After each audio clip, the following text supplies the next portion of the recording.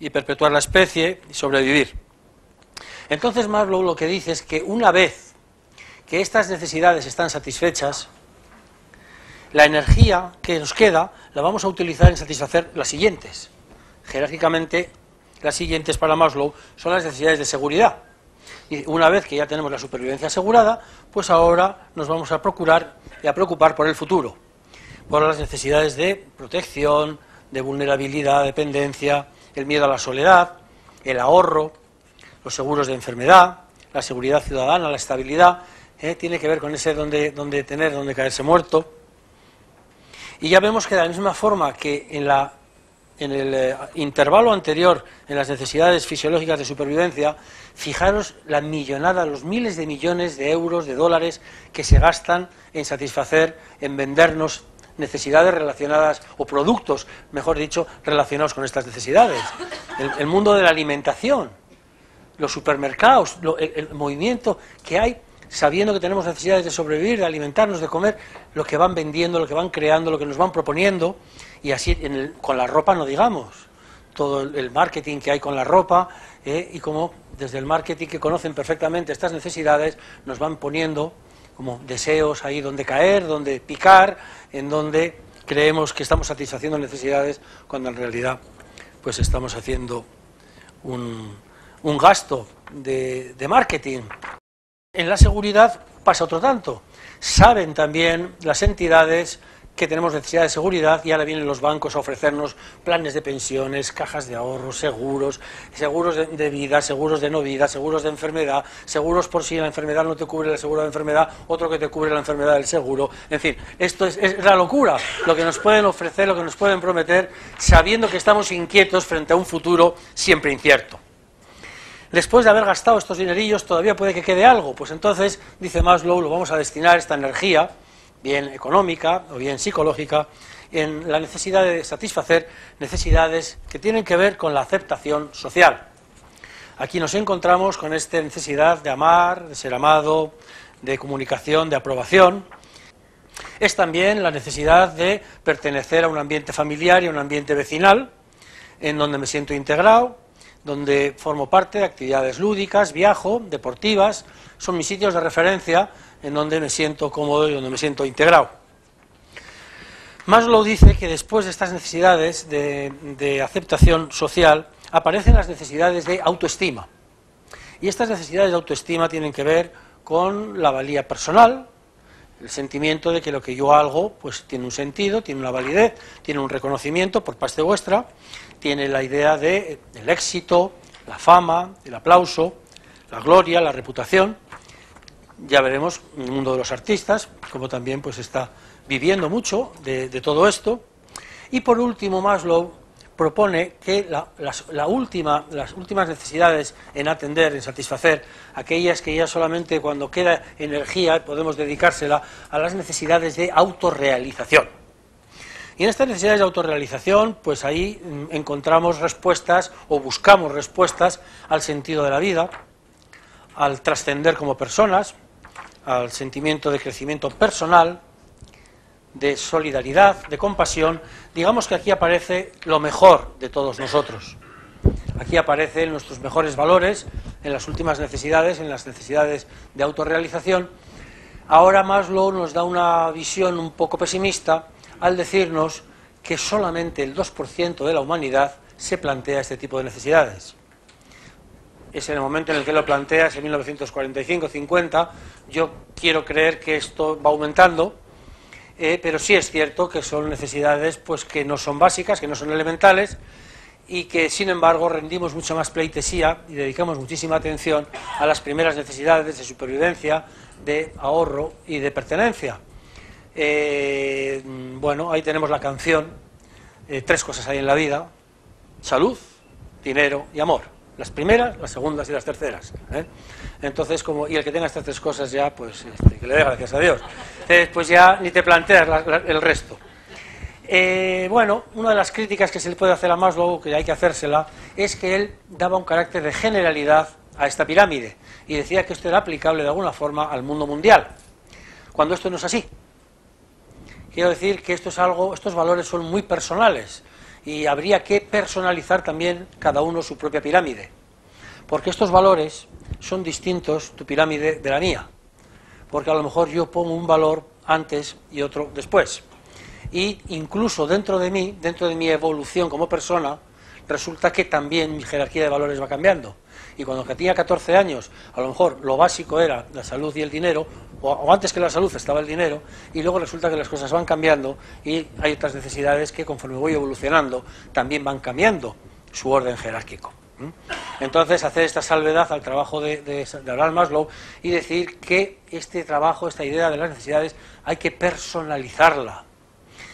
Que conocemos todos, por ejemplo, personas que han atendido a su necesidad de supervivencia, después han atendido igual, mínimamente, a una necesidad de ahorro, e inmediatamente después se van a una necesidad de fama, a comprarse un coche de éxito, un coche de que hablar, un coche que le dé prestigio social, que le dé prestigio personal, y a lo mejor su compañera de pareja o su compañero de pareja, pues resulta que está diciendo: Dios mío, ¿cómo puedes llevar 45 letras en el maletero del coche cuando no tenemos en casa todavía ni un sofá donde descansar, donde no hay unas previsiones para dar educación a la carrera de nuestros hijos, y estás gastando el dinero en coches, o estás en apariencias, en cosas que van al servicio? Entonces quiero decir con esto que claro, fijaros, en una misma relación de pareja, si no coincide la jerarquía de necesidades, pues los conflictos que se pueden dar.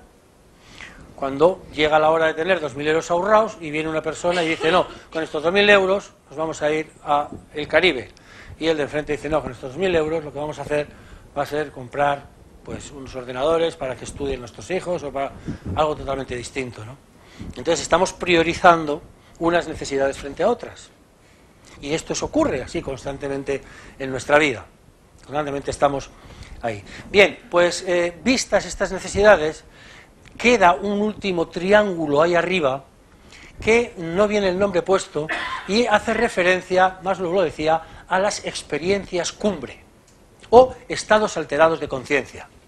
Eso, más que una necesidad, sería el resultado de estar en contacto con las necesidades de autorrealización. Las necesidades de autorrealización me llevan a sentirme parte del mundo, parte de la naturaleza, integrado en un todo, rompiendo la separatividad. Las necesidades de autorrealización de alguna forma me llevan a encontrarme en un sentimiento de unidad, en donde no hay separación entre el género humano, todos estamos metidos en un mismo barco. Sería ya cercano a una psicología transpersonal. Y desde esa intención, desde esa visión, en donde todos somos parte de un universo, hormigas pequeñas, valiosísimas y todas necesarias, es desde ahí, desde donde se busca vivir intelectual, emocional y corporalmente y espiritualmente, ese estado de fusión con el mundo, de fusión con la naturaleza. Y esto es una necesidad, fijaros, que la han tenido todas las culturas a lo largo de todos los tiempos. Esa necesidad de trascender, de una espiritualidad unívoca, de un sentimiento de integración en el mundo y en la naturaleza. Y todas las culturas lo han perseguido y lo siguen persiguiendo, porque es un estado que se llama, decimos, alterado de conciencia, en donde forma una parte íntegra de todo el universo. Y cada continente, cada cultura, tiene sus distintas formas de lograr estos estados alterados de conciencia. Fijaros qué curioso. Si nos vamos al continente africano, pues encontramos que la mayoría de los medios que van a emplear para conseguir los estados cumbre va a ser la percusión de los tambores en tonos bajos, la percusión de los tambores y la danza, unida a la ingesta de alguna planta, cannabis, de algo de lo que haya en los alrededores y que potencie ese sentimiento de conexión con el mundo. Pero a través de esa danza, de esos movimientos, de ese sonido de tambores en tonos bajos, y a través de la percusión y de ese movimiento, vamos entrando en estados alterados de conciencia, en donde me fusiono con el universo. Esa es la zona africana, fundamentalmente ocurre así. Si vamos a la zona de Sudamérica, pues por ejemplo, en la zona de Colombia, ahí encontramos la coca. La coca la utilizan Aquí tenemos otro concepto, ya veremos el porqué, pero allí está perfectamente integrada, allí la usan para trabajar, la usan para relacionarse, la usan para provocar en sus brebajes sus estados alterados de conciencia y encontrar esas experiencias cumbre.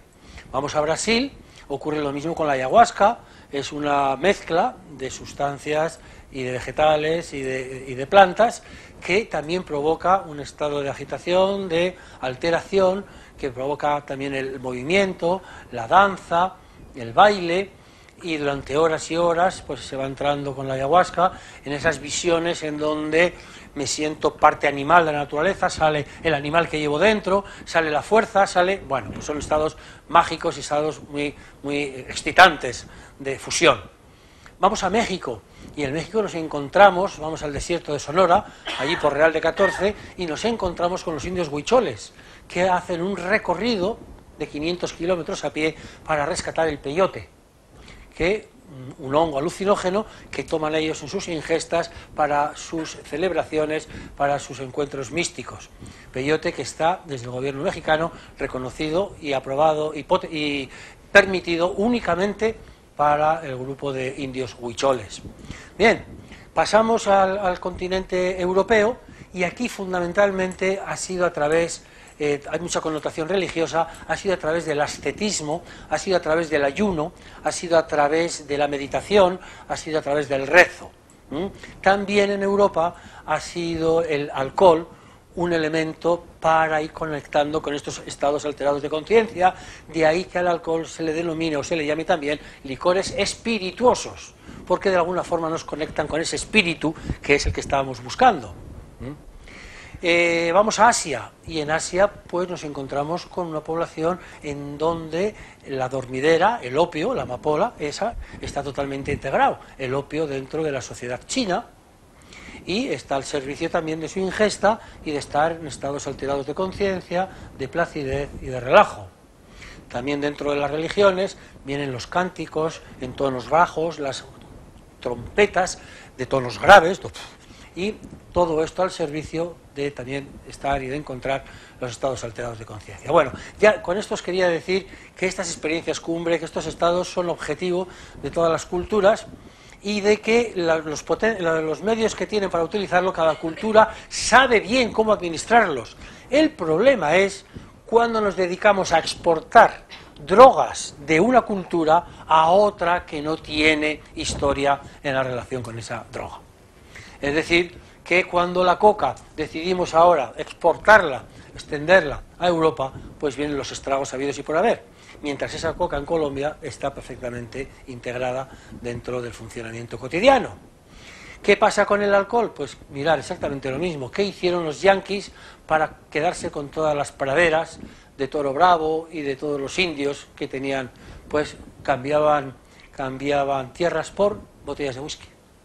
Cajas de whisky las cambiaban por tierras. Los indios totalmente borrachos y desconectados firmaban lo que había que firmar, y así fueron perdiendo todas sus tierras. Hicieron luego lo propio con los esquimales. Les tiraban con paracaídas enormes cajas de alcohol. Una vez que ya crearon la dependencia, ya estaban totalmente vencidos. Entonces, pues cada cultura tiene su droga, cada cultura tiene su momento. El opio, exactamente igual. Si el opio ahora se exporta como se está exportando en forma sintética, que es la heroína, pues fijaros la heroína, los estragos que está haciendo. Mientras que la morfina, perfectamente adaptada allí, pues tenía una validez para buscar estos estados, pero que mientras esto se exporta a sociedades nuevas que no tienen experiencia de compartir esta droga, pues entonces el resultado es sencillamente catastrófico. Bueno, pues entonces, después de haber visto los estados cumbre, haber dado un recorrido por los diferentes continentes para conocer las distintas formas de poder llegar a estas experiencias cumbre, a estos estados alterados de conciencia, vamos a hacer un pequeñito repaso de cómo va el tema hasta ahora. Nos estamos planteando desde el principio la posibilidad de poder vivir de una forma más amable en un mundo difícil, en un mundo en donde el dolor va a estar de forma constante, presente, también está la alegría, pero bueno, pues la forma, decíamos, de poder llevar una vida más fácil, más llevadera. Y yo os proponía que la forma de hacerlo era a través de la responsabilidad, que la responsabilidad tenía muy mala prensa, pero sin embargo pienso que la responsabilidad era un chollo, es un chollo, y entonces vamos a tratar de verificarlo ahora a lo largo de este trabajo. Para poder llegar al concepto de responsabilidad, previamente habíamos quedado en desbrozar el camino y entonces nos hemos enfrentado a definir el concepto previo de egoísmo, que hemos definido como aquella persona que mira exclusivamente por sus necesidades. Después nos hemos ido al concepto de felicidad y lo hemos relacionado con la consecuencia de la satisfacción de las necesidades. Posteriormente nos hemos planteado qué necesidades serían estas y gracias a Maslow, ahora os presento aquí la pirámide, gracias a Maslow pues hemos recorrido toda la pirámide y hemos visto cómo el hombre pues nos planteaba que había estas necesidades básicas de supervivencia que posteriormente atendíamos a las de seguridad para ir luego a las de aceptación, autoestima y autorrealización. Esta es la pirámide que él nos presentó y que ahora mismo pues es el momento de trabajo. ¿Qué va a ocurrir? Estas necesidades tienen unas características que son las que yo quiero compartir ahora con vosotras y con vosotros. Y la característica, una evidente, es que son jerárquicas. Pero, a ver, no queda tan simple el asunto, es decir, eso tiene sus consecuencias. Jerárquicas, pues, significan que efectivamente hay unas que son un orden de importancia, son prioritarias, después hay otras que vienen a continuación, es decir, que jerárquicamente yo las voy organizando. Esto lo podemos entender fácil cuando después de un día agotador, pues, vamos en el coche camino de casa. Y entonces decimos, mira, lo primero que voy a hacer cuando llegue, ya estamos, lo primero, ¿no? Lo primero que voy a hacer cuando llegue va a ser descalzarme. Lo segundo, luego ya, mira, me voy a meter en una ducha. Después ya voy a coger una cervecita, voy a coger un vasito de agua fría.